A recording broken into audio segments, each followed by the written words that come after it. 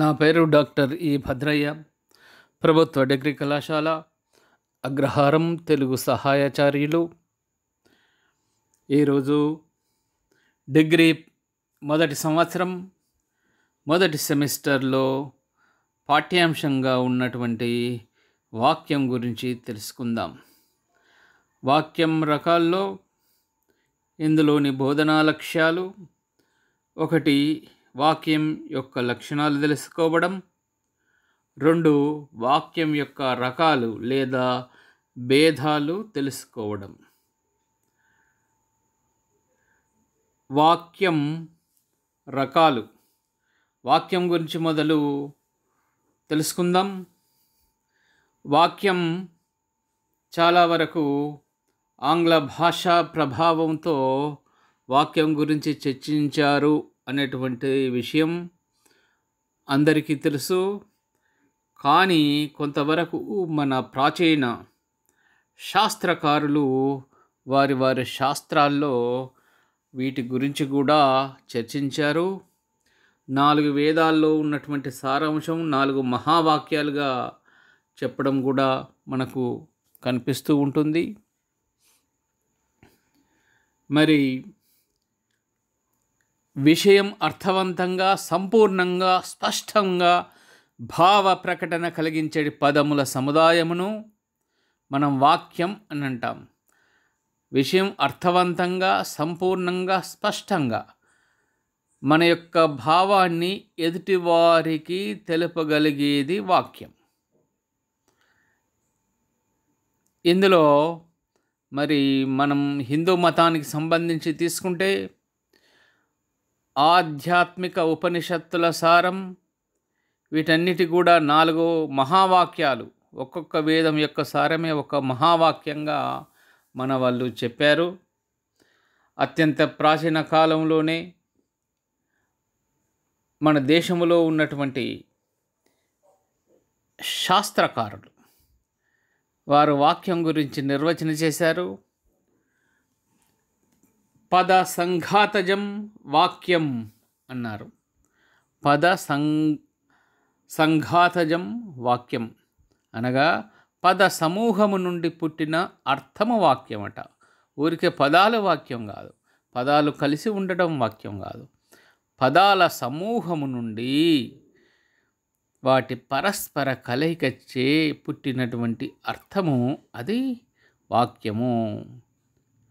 మరి అలానే పదాల వలన కాక పదార్థముల వలనే వాక్యం పుడుతుంది అని కుమారిల భట్టు తంత్రవార్తికంలో చెప్పాడు.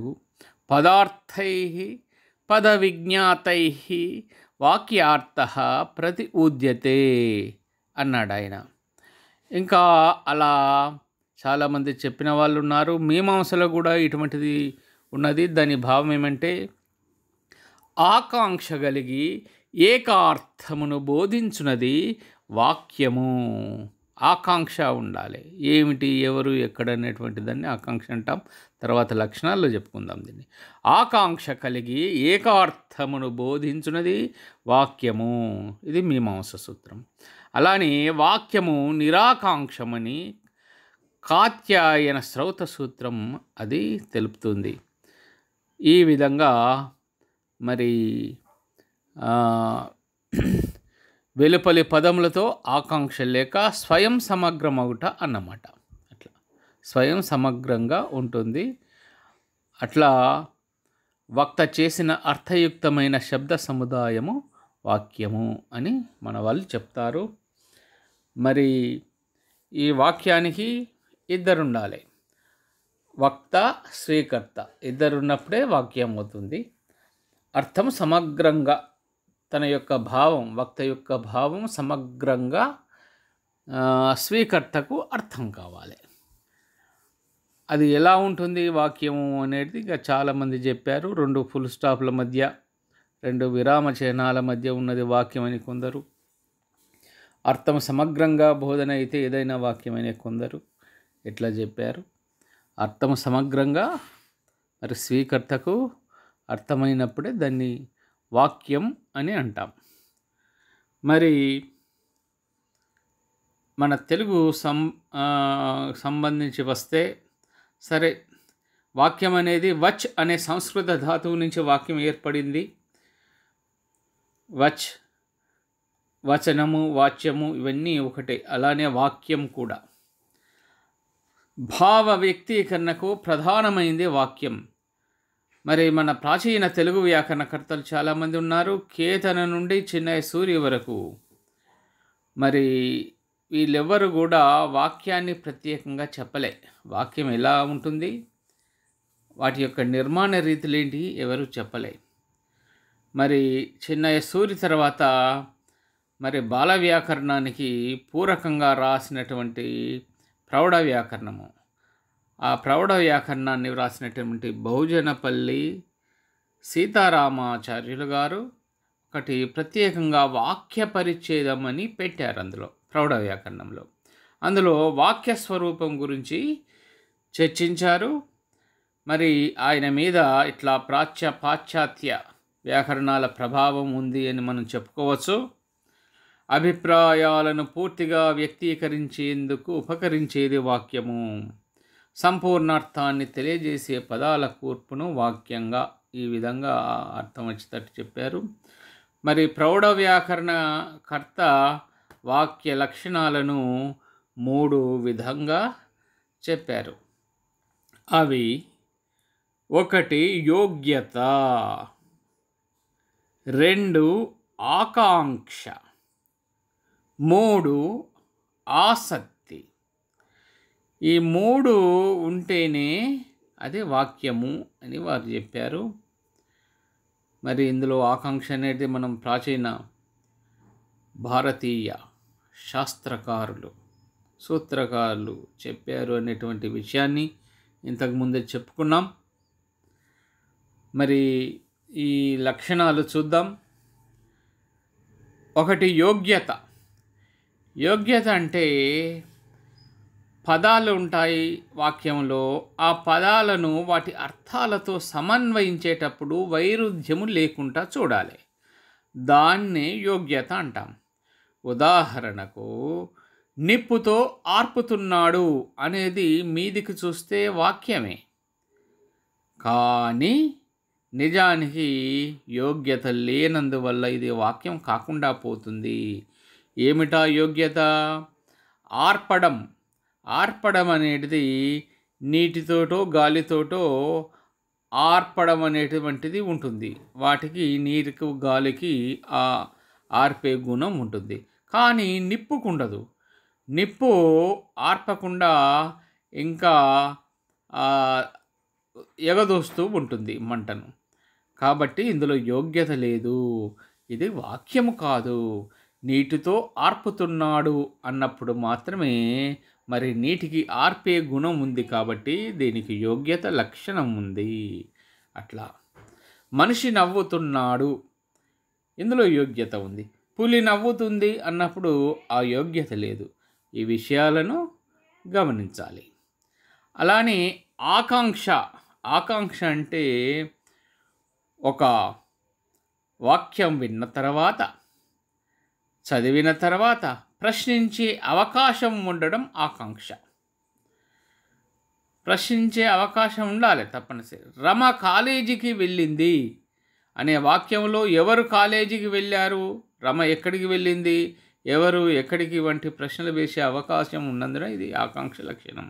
రమ కాలేజీకి వెళ్ళింది, ఎప్పుడు వెళ్ళింది, కాలేజీ ఎక్కడ ఉంది, ఇలాంటివన్నీ వస్తూ ఉంటుంది. వెళ్ళింది, కాలేజీకి వెళ్ళింది అనగానే ఎవరు అనేటువంటి ప్రశ్న కూడా వస్తుంది. అట్లా రమ అనేటువంటి సమాధానం. ఇలాంటి లక్ష్యం ఉండడం ఆకాంక్ష. అలానే 3వ లక్షణము ఆసక్తి. ఆసక్తి అంటే మరి వాక్యంలోని పదాల మధ్య ఎక్కువ సమయం ఉండకూడదు, అవ్యవధానం ఉండాలి. దీన్ని ఆసక్తి అంటాం. అవ్యవధానం, వ్యవధానం కాదు, వెంటనే రావాలి పద. రవి బడికి వెళ్ళాడు అనేది అవ్యవధానంగా ఉన్నందున ఇది ఆసక్తి గల వాక్యం.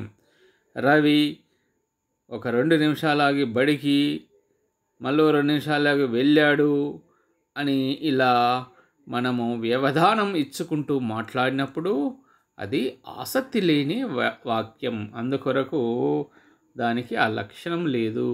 ఆసక్తి అనేది కూడా మరి ఒక లక్షణం. ఈ విధంగా ప్రౌఢ వ్యాకర్త 3 లక్షణాలను చెప్పాడు. 1 యోగ్యత, 2 ఆకాంక్ష, 3 ఆసక్తి. ఇప్పుడు వాక్యం రకాలు లేదా భేదాలను చూద్దాం. బహుజనపల్లి సీతారామాచార్యులు గారు మరి వారి ప్రౌఢ వ్యాకరణంలో ఎట్లా చెప్పారు అనేది చూద్దాం. ముఖ్యంగా వాక్యాన్ని 2 విధాలుగా వారు వర్గీకరించారు. అందులో మొదటిది సంపూర్ణ వాక్యం, 2 అసంపూర్ణ వాక్యం. మరి సంపూర్ణ వాక్యం అంటే ఏమిటి అనేది కూడా చెప్పాడు. సమాపక క్రియ ఉండేటువంటి వాక్యము సంపూర్ణ వాక్యం. సమాపక క్రియ ఉండాలి, ఉంటే అది సంపూర్ణ వాక్యము. ఉదాహరణకు ఇక్కడ ఇచ్చాను, రవి రఘును కొట్టాడు. ఇక్కడ కొట్టాడు అనేది సమాపక క్రియ, పని అయిపోయింది. సమాపక క్రియ అంటే కొట్టడం అనేటువంటి పని అయిపోయింది. అందువల్ల ఇది సమాపక క్రియ. మరి కొట్టినటువంటి వాడు ఉన్నాడు కర్త రవి, మరి ఎవడైతే కొట్టబడ్డాడో కర్మ ఉన్నాడు వాడు రఘు. మరి ఇక్కడ పని అనేది సమాప్తి అయింది, కొట్టాడు అనేటువంటి క్రియ. కాబట్టి ఇది సంపూర్ణ వాక్యము. అలానే రెండవది అసంపూర్ణ వాక్యము. మరి సంపూర్ణ వాక్యమునకు వ్యతిరేకమైనది అసంపూర్ణ వాక్యము.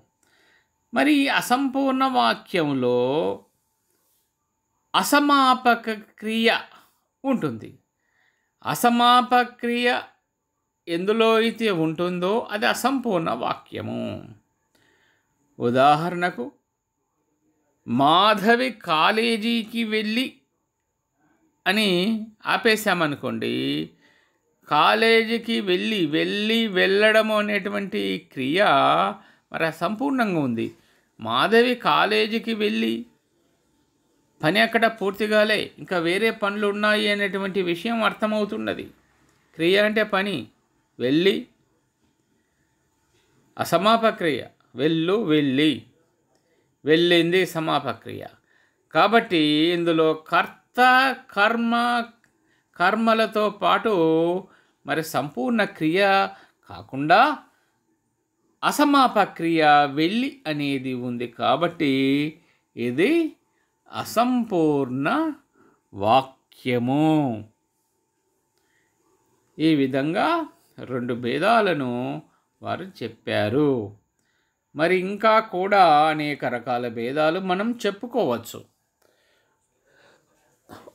ఎట్లా అంటే వాక్యము యొక్క రూపమును ఆధారంగా చేసుకొని, అర్థాన్ని ఆధారంగా చేసుకొని,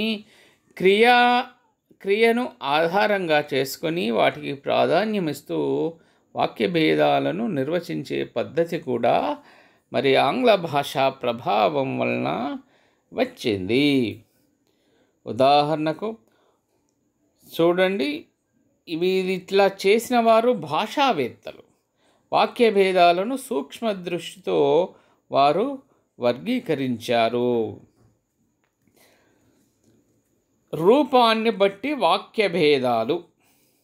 ఇందులో మొదటిది వాక్య రూపాన్ని అనుసరించి మరి ఆంగ్ల వాక్య నిర్మాణాన్ని వాళ్ళు మనసులో పెట్టుకొని వాక్యాన్ని 3 రకాలుగా ఆంగ్లంలో వలె విభజించారు.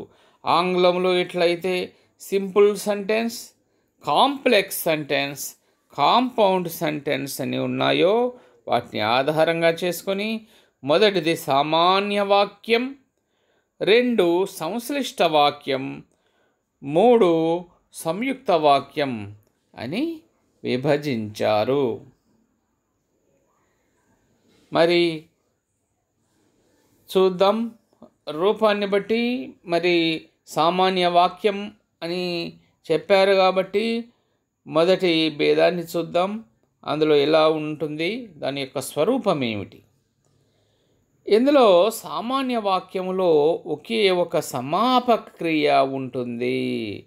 కర్త ఉంటుంది, కర్మ ఉంటుంది, ఒకే ఒక సమాపక క్రియ ఉంటుంది. కాబట్టి ఈ వాక్యాన్ని సామాన్య వాక్యం అంటున్నాం. ఇందులో ఆ సమాపక క్రియ తప్ప అసమాపక క్రియలు ఉండవు. ఉదాహరణకు, రమ్య పుస్తకం కొన్నది. రమ్య పుస్తకం కొన్నది. ఇందులో కొనడము అనేది పని, అంటే క్రియ, పనిని తెలిపేది కాబట్టి కొనడం అనేది క్రియ. అలానే ఇక్కడ రమ్య ఎవరు కొన్నారు అనేదానికి రమ్య రమ్య కర్త. మరి ఇక్కడ దేన్ని కొన్నారు, అది కర్మ. దేన్ని కొన్నారు, పుస్తకమును కొన్నది. కాబట్టి ఇక్కడ పుస్తకము కర్మ. ఈ విధంగా కర్త కర్మ క్రియతో కూడి ఉండేది సామాన్య వాక్యము. తెలుగులో ఉన్నటువంటి వాక్యాలన్నీ తెలుగు లేదా తెలుగు వాక్య స్వభావము ముఖ్యంగా సామాన్య వాక్యముతో కూడి ఉంటుంది. మరి ఇతర భాషల్లో లేని విధంగా తెలుగు వాక్య నిర్మాణంలో క్రియారహిత వాక్యాలు మనకు కనిపిస్తాయి. కాబట్టి సామాన్య వాక్యాన్ని రెండు విధాలుగా మనం చెప్పుకోవచ్చు. ఒకటి, క్రియతో కూడినటువంటి వాక్యాలు అనగా క్రియాసహిత వాక్యాలు. రెండు, క్రియారహిత వాక్యాలు.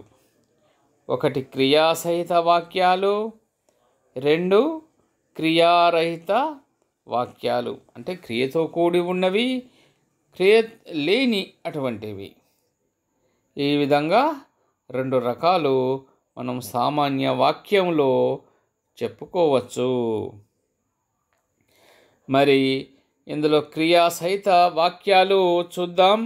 ఇంతకుముందు చెప్పినట్టు మరి రమ్య పుస్తకం కొన్నది, ఇది మరి క్రియాసహిత వాక్యం, కొన్నది. అలానే రాముడు వాలిని చంపెను, క్రియ ఉంది. ఎవరిని చంపెను? వాలిని. ఎవరు చంపారు? రాముడు. కాబట్టి ఇందులో క్రియ ఉంది. కాబట్టి ఇది క్రియాసహిత వాక్యము. మరి రెండవ రకము క్రియారహిత వాక్యము. క్రియారహితం అంటే క్రియలు లేకుండా ఏదైతే వాక్యం ఉంటుందో అది క్రియారహిత వాక్యము. ఉదాహరణకు, ఆమె మంచి డాక్టరు, ఆయన గొప్ప ప్రొఫెసరు, ఆమె సుగుణవతి. ఇందులో క్రియలు లేవు. వారి యొక్క గుణగణాలను వర్ణించేటువంటి పదాలు తప్ప ఇందులో క్రియలు లేవు. కాబట్టి ఇవి క్రియారహిత వాక్యాలు. ఈ విధంగా క్రియాసహిత వాక్యాలను బాగా తరచి చూస్తే ఇందులో రెండు రకాలు ఉన్నాయి. ఒకటి కర్తృ సహిత వాక్యము, రెండవది కర్తృ రహిత వాక్యం. అంటే కర్త ఉన్నవి, కర్త లేనివి ఉన్నవి. ఈ విధంగా కర్తను ఆధారంగా చేసుకొని క్రియాసహిత వాక్యాల్లో కూడా మనము రెండు రకాలుగా మనం చెప్పుకోవచ్చు. మరి కర్త ఉన్నటువంటి వాక్యాలను చూస్తే మరి దాన్ని మళ్ళీ మూడు విధాలుగా మనము వర్గీకరణ చేసుకోవచ్చు. కర్త ఉన్నటువంటి వాక్యాలను చూస్తే మళ్ళీ మూడు విధాలుగా చేసుకోవచ్చు. ఒకటి సకర్మక వాక్యము. కర్త ఉన్నప్పుడు కర్మ లేకుండా క్రియతో ఉండేది సకర్మక కర్మ క్రియతో పాటు కర్త కర్మ ఉండేది సకర్మక వాక్యము. రెండవది అకర్మక వాక్యము. ఇందులో కర్తృసహిత అంటే కర్త ఉంటాడు, ఇక్కడ కర్మ ఉండదు, క్రియ ఉంటుంది. ఇది అకర్మక వాక్యము. 3 ప్రేరణార్థక వాక్యము. పనిని ప్రేరింపజేయడం ప్రేరణ వాక్యం అంటాం. ఇట్లా 3 రకాలు మనకు కనిపిస్తాయి.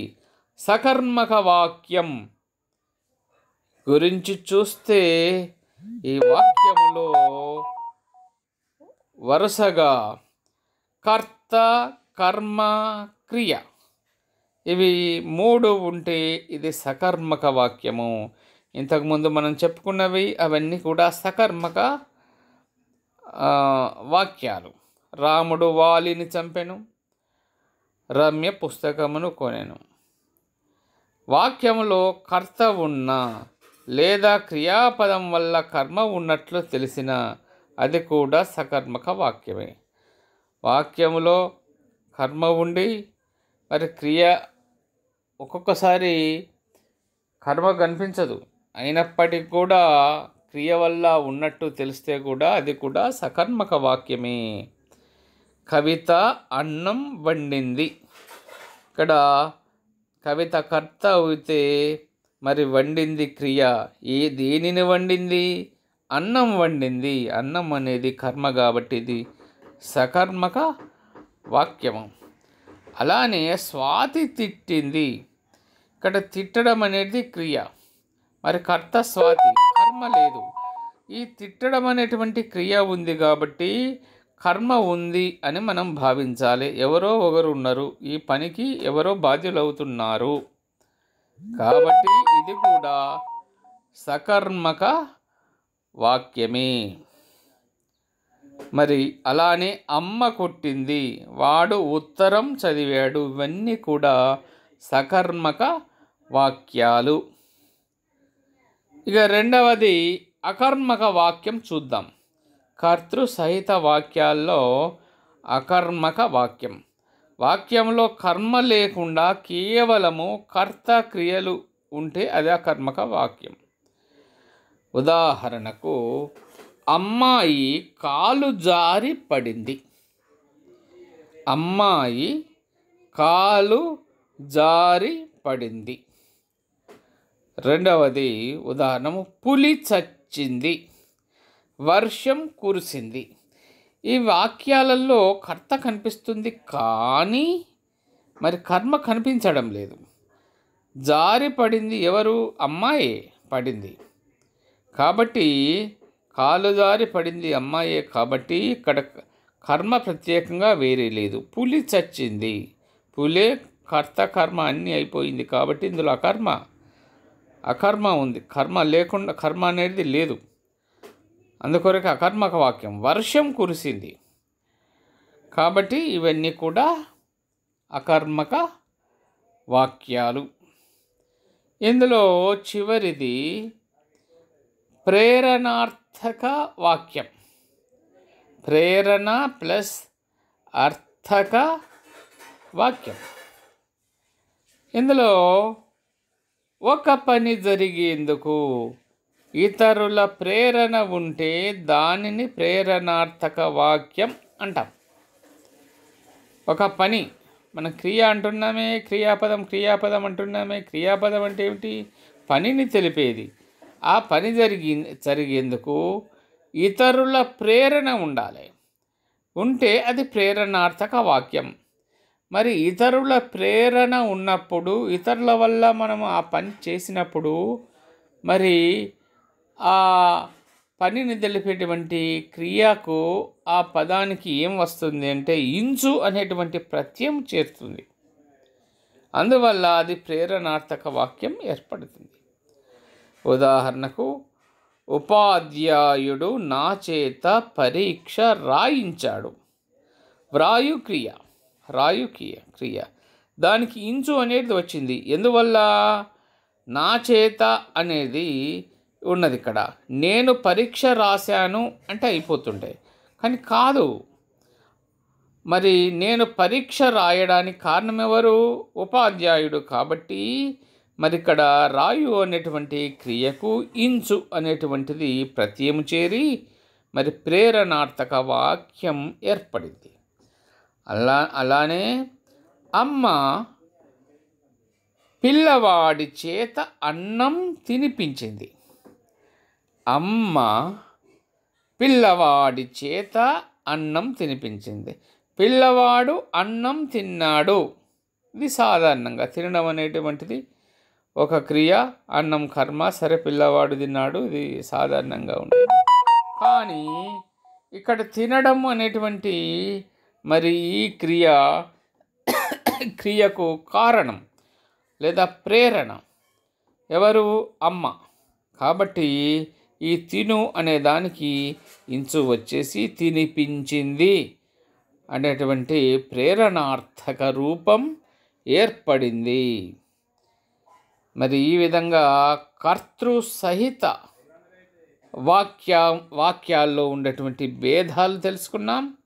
ఇప్పుడు రెండవ రకమైనటువంటి కర్తృరహిత వాక్యాల గురించి తెలుసుకుందాం. అంటే కర్తృరహిత అంటే కర్త లేకుండా ఉండేటువంటి వాక్యాలు కూడా ఉంటాయి. మరి కర్తృరహిత వాక్యాలలో ముఖ్యంగా క్రియ ఉంది అనేటువంటి రూపంలో మనకు కనిపిస్తుంది.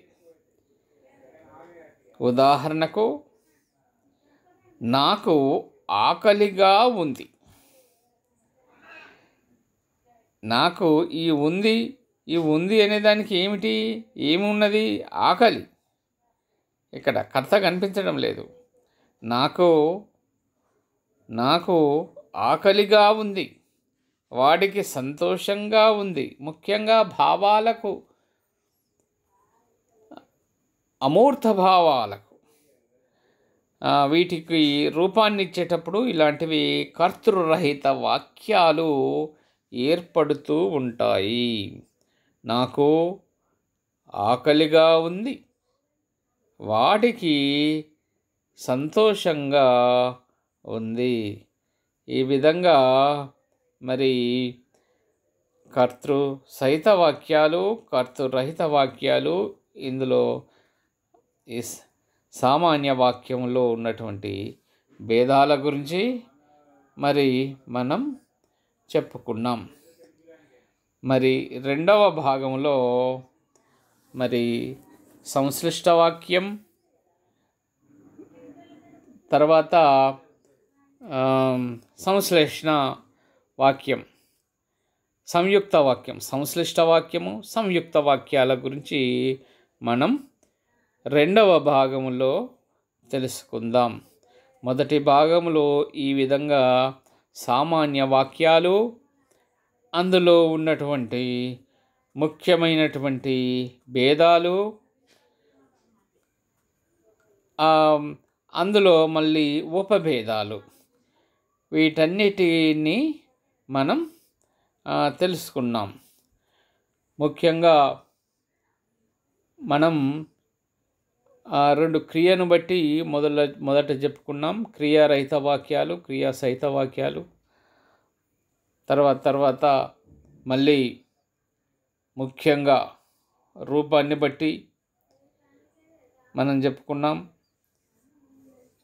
మరి ఇందులో కర్తృసహిత వాక్యాలు, కర్తృరహిత వాక్యాలు, ఇందులో మళ్ళా ఉపభేదాలు.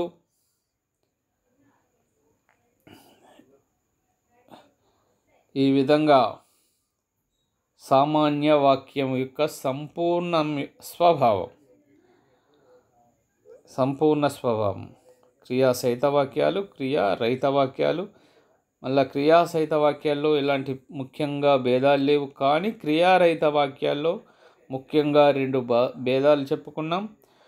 అందులో కర్తృసహిత వాక్యాలు, కర్తృరహిత వాక్యాల గురించి క్షుణ్ణంగా తెలుసుకున్నాం. కర్తృసహిత వాక్యాలను 3 రకాలుగా చెప్పుకున్నాం. 1 సకర్మక వాక్యము, 2 అకర్మక వాక్యము, 3 ప్రేరణార్థక వాక్యము. వీటిని స్పష్టంగా వివరించుకున్నాం. తర్వాత కర్తృరహిత వాక్యాల గురించి మనం చెప్పుకున్నాం. ముఖ్యంగా భావ రూపంలో ఉంటుంది. అమూర్తమైనటువంటి భావాలను చెప్పేటప్పుడు మనకు కనిపిస్తుంది. గాలి చల్లగా వీస్తున్నది, అట్లా ఇక్కడ అమూర్తమైనటువంటి భావాలు ఉంటాయి. నాకు ఆకలిగా ఉన్నది, వాడికి సంతోషంగా ఉన్నది. ఇప్పుడు వేడిగా ఉంది, ఇట్లా ఇటువంటివన్నీ కూడా మరి కర్తృరహిత వాక్యాలు. యతిశం.